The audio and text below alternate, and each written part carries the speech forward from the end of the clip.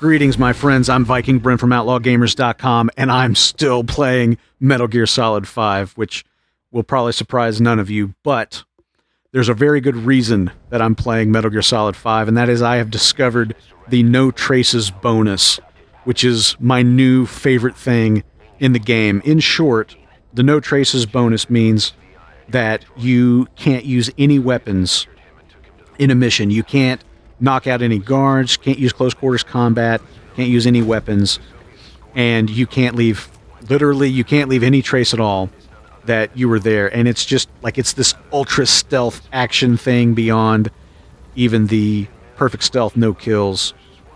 It just makes things a little bit more interesting, a little bit more challenging, especially if you decide that you're going to do a no traces run and do 100% of the mission objectives, which I always like to do.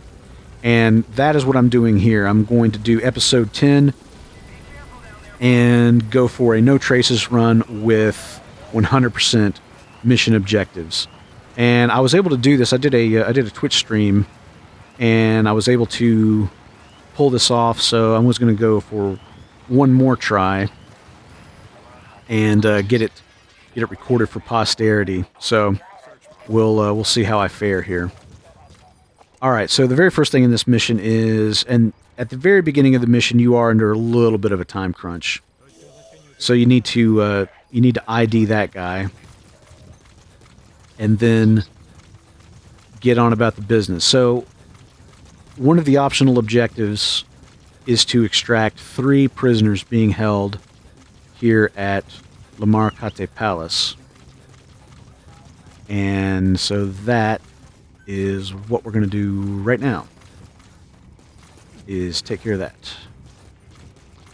The time crunch to this is that there's a guy who's slowly making his way up here that is going to execute this prisoner right here. It's that guy right there at 22 meters in closing. He is going to walk up here to the second floor, and he's going to shoot this guy. And so your time limit is basically the time it takes for that guy to walk up here and do the deed. Now, of course, once he walks up here and discovers that they're missing a prisoner, that's going to create some problems too. So you gotta be quick and get these guys out. And let's see here. I'm trying to do this in such a way that it would work if you had the traditional Fulton as opposed to the wormhole Fulton, which obviously I have, but this strategy would work without that. Okay, so there he goes. So he's on his way now, and that's not a huge thing. Now you just have to kind of stay out of this guy's way. And then the other guy you have to worry about is that one up there on the second floor. He's just getting in position on the front. On the front of the palace. And he might spot you on your way out. Like he won't really spot you, like he'll suspect you. You know, you get the indicator that he's looking your direction, he's checking you out. But even if he does that, you'll typically be okay. Now it sounds like, based on the music cue there, it sounds like the executioner has reached that room and discovered that they're a prisoner light. And typically the timing works out okay. If you get through this as quickly as you can, usually he finds that out and he sounds the alert just as you were kind of on your way out of the place. Okay, now there's that guy. He's up on the second floor. He thinks he spotted me. He's looking this way. Now the alert status has gone up, but that's okay because we are on our way out of here. But anyway, that's kind of the time crunch part of this early mission. Not too bad. You just have to be quick. You have to get in there and get the prisoners out very first thing. And once you do that, really, it's not too bad. Okay, so There's a couple of patrol guys coming down the road here. Just mark them real fast. Alright, now they're going to figure out that all their prisoners are missing. But that's okay, because we're going to be long gone before any consequence comes of that. Okay, so now we need to catch up with the motorcade that's transporting Malak to Yahko Oboo supply outpost. Yep. I do like D Walker for these missions. I've started using him quite a bit since I stopped using Quiet. I'm trying to be spoiler free here, and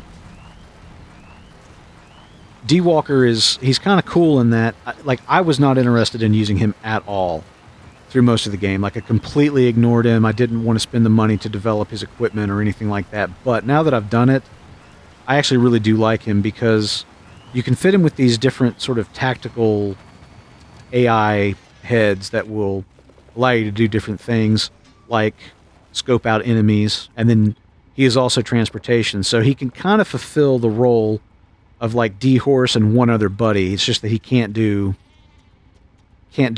any of those things as good as D-Horse or, say, D-Dog could. Alright, so there's the driver, who we're going to need to keep an eye on. Now, if you were not going for 100% mission objectives, you could grab Malak right here. You could sneak along that bridge right there, stay out of the light from the headlights of the armored vehicle, and while they're shooting at those Jeep, you can pull him off that Jeep and sneak out of there, and they won't see you, and the armored vehicle's not going to see you either. And if you're not worried about getting all of the mission tasks, you can do that and get the no traces bonus, and honestly, it's really not that hard. I mean, it's really not. It's, maybe it's like a little nerve-wracking. You have to be really, really, really crafty. Got to make sure you creep. But if you just basically come here straight from where the helicopter drops you off, wait for them to show up, and just creep up on them as soon as the drivers get out of the Jeep, it's not difficult by any stretch of the imagination. And getting the no traces bonus, that will almost guarantee you an S rank. It's like 120,000 points. So it's a sizable point bonus. But if you do want to get all the mission objectives, then you got to be a little bit patient and wait for them to show up right here, because what's going to happen now is that the two drivers, the guy driving the armored vehicle and the guy driving the Jeep, are going to have a little chat. And then once they have that chat, you can extract the armored vehicle. So let's just check our mission objectives real fast.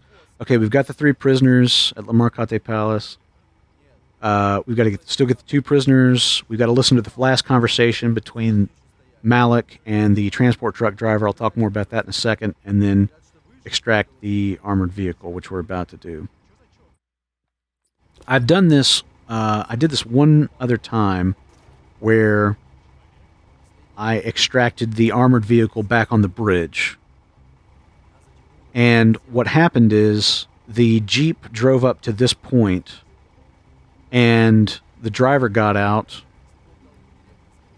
like waiting for this conversation with the armored vehicle driver to occur, except armored vehicle's not there, and so the conversation never took place. And then subsequently, like, they just stood here. Like, the guy stood there in the road, the Jeep sat there, and they never actually took Malak up to the supply outpost, which they have to do in order for you to get 100% of the mission objective. So I just restarted. Although in hindsight, maybe if I'd used the Phantom Cigar to run out the clock a bit, maybe that would have worked. I don't know. But in any case, this is the point where you can reliably pull out the armored vehicle with nobody noticing and without any impediment to your other mission tasks.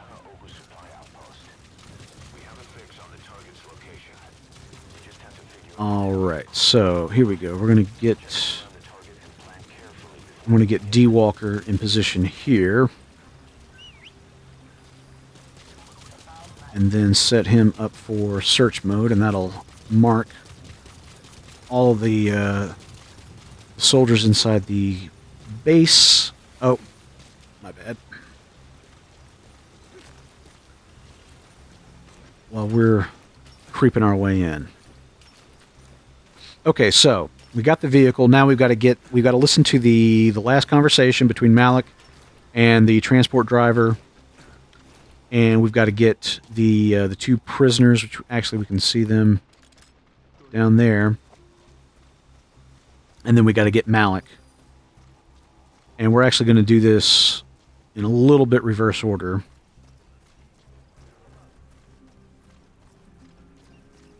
But it'll all work out in the end.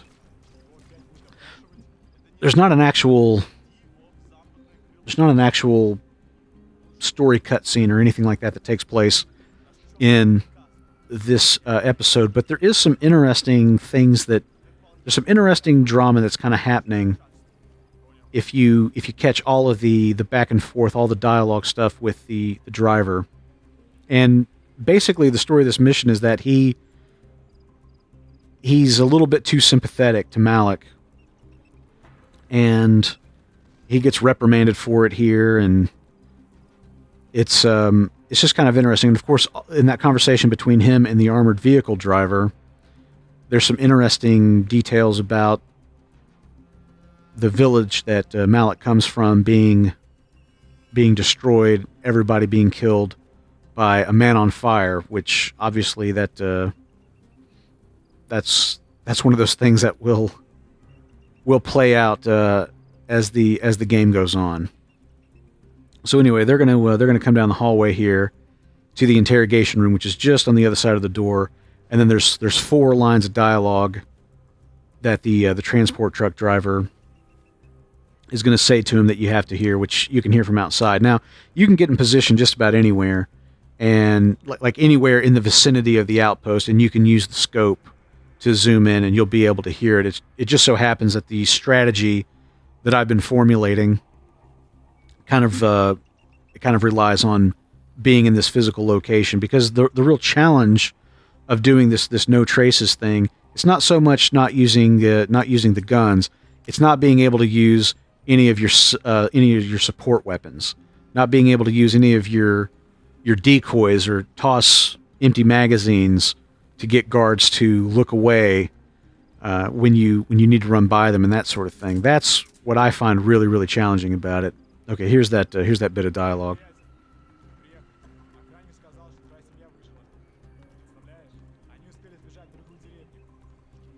Oh yeah, really, I totally believe you. Okay, and then once you hear those 4 lines, that's the last of those objectives. Listen to the last conversation between the transport truck driver and Malak. Okay, so now this guy here at 17 meters and closing in, this is the interrogator, and he's going to come into the room here, and he's going to talk to Malak. You can see the driver. He's in the next room beside the interrogation room, and then this guy here at 12 meters, he's in the other room next to the interrogation room. So basically my strategy is to knock, to make a sound, and lure out the interrogator, and then this guy right here, because you need both of these rooms clear in order to get in there. And the basic strategy here, I did not mean to do that. The basic strategy here is to lure them outside of the building, get them outside the wall, and the time it takes them to run outside, investigate the sound, determine that there's nothing there, then go back inside. That's the time that you have to get in that room and grab him and make a hasty escape. But it sounds more scary than it is. Okay, when you get over the wall here, this guy closing, he's like at 49 meters now. he will spot you if you're just like low walking. He's going to see you, which depending on how close to you he is not such a bad thing, because if he's close to you, he'll come and investigate, but he'll run up that set of stairs over there, which is not such a bad thing. If he runs up this set of stairs right here, that can slow you down a bit, hiding from him. And you do not want to get slowed down at this point. Okay, so they're outside the wall. This room's clear. We're going to drop in here. And let's see. Oh, crap. Here comes a transport truck driver. Okay, hold on. All right, we're going to just have to wait for him to pass. One thing that you really, really got to be careful of is how fast you hit these doors.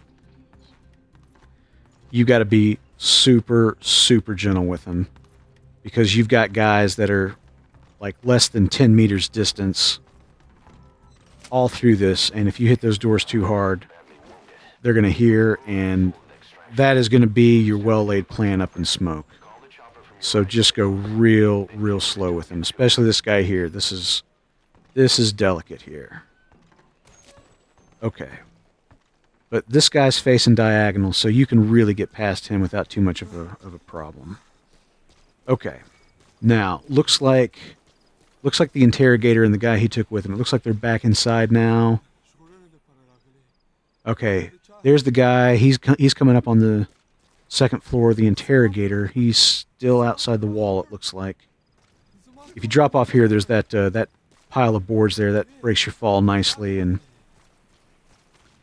lets you get down without dying and also without alerting anybody. Okay, so now we're going to have to set Malak down. We're going to leave him here for a second. And we got to go back and get those other two guys. I have tried and tried to formulate a way to do this by getting the two guys first and then Malak last, but I've not been able to make it work. The only way I've succeeded thus far has been to get Malak out and then come back and get these two guys. Okay. Alright, I gotta get in position here, because what I want to try to do now is basically the same gag. I want to pull out this guy, and hopefully this guy in the turret too. I want to try to pull both of them, get both of them out of my way, because they're the guys who are in the area I want to be. The problem is that sometimes, if you're too close to that wall, they don't come outside to check on it. They go inside. Like, yep, see?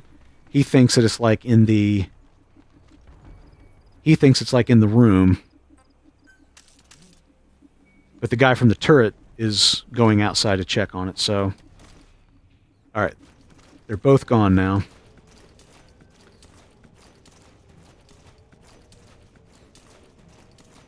Hi, mouse. Okay, so that is going to give you... That's going to give you a little bit of privacy to do what you got to do. And hopefully, again, you don't want to hit the doors too hard because they'll hear that from outside. And if you do this nice and easy, they'll come, they'll investigate, and then they'll walk back to their post nice and slow. Alright, real easy, real easy. Alright, now, obviously I've got the wormhole Fulton, but I'm going to put these guys in position. Oh, sandstorm. Hey, that's great. That will cover my exit nicely. That is very fortuitous.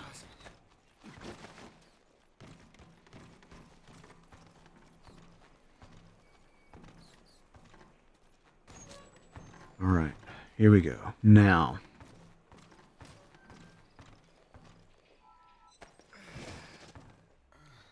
if I wait just a little while,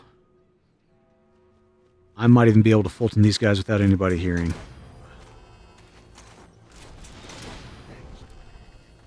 Okay, okay. Alright, somebody thinks they've seen me, but that's okay.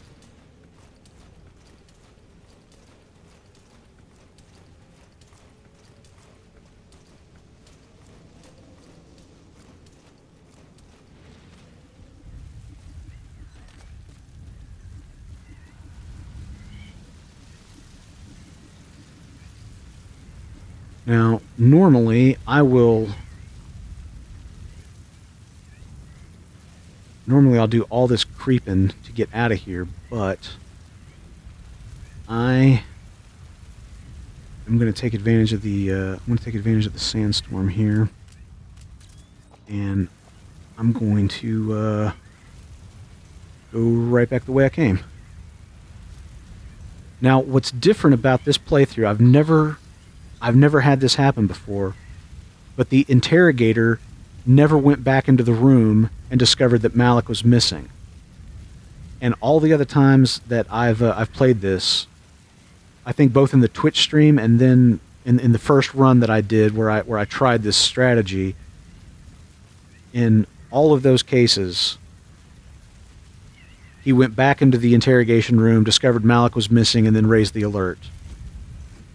So that, I'm not complaining, but that's different.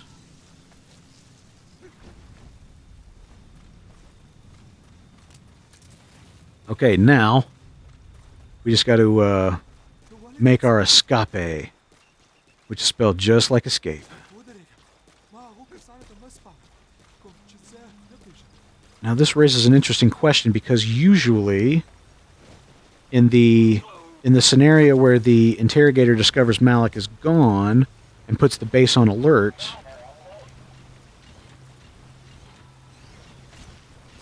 usually oh wait, there's a guy in the river.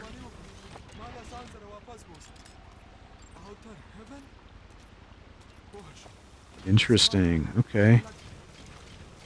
I guess it's a good thing I just didn't take off without looking first.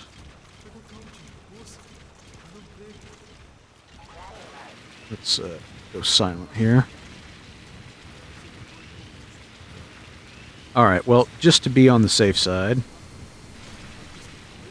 let's go ahead and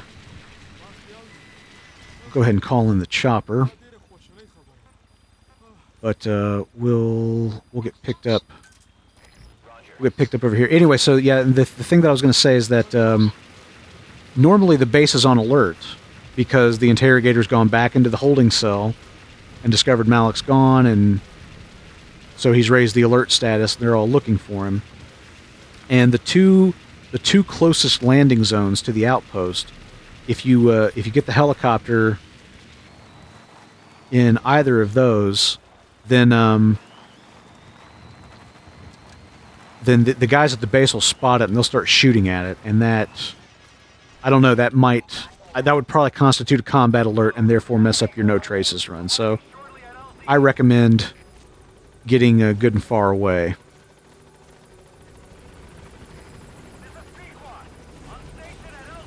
Okay, and here we go.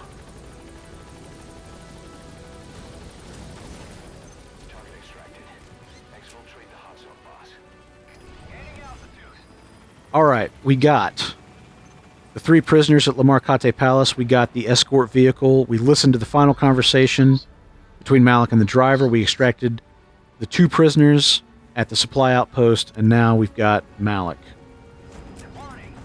100% of our mission tasks,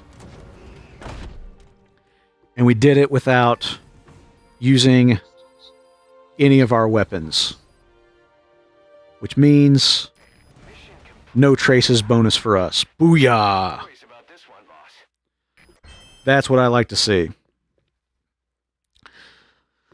Now, I can't remember if I mentioned this or not, but one of the things with the no traces, like it's apparently tied to like pulling the trigger. Like if you have a weapon equipped and you pull the trigger, that will cancel out your no traces run. But some people have said that you can still hold up guards, since that doesn't involve pulling the trigger. It just involves, pointing the pointing the weapon. But that's it. There's episode 10, no traces, all tasks. And I'm going to try to do as many of these as I can. I don't think it's possible in every mission. People have talked about, maybe like the game will let you get away with firing a weapon if you have to in order to accomplish an objective, like taking out a gunship or something like that. You'd have to use a rocket launcher, something like that.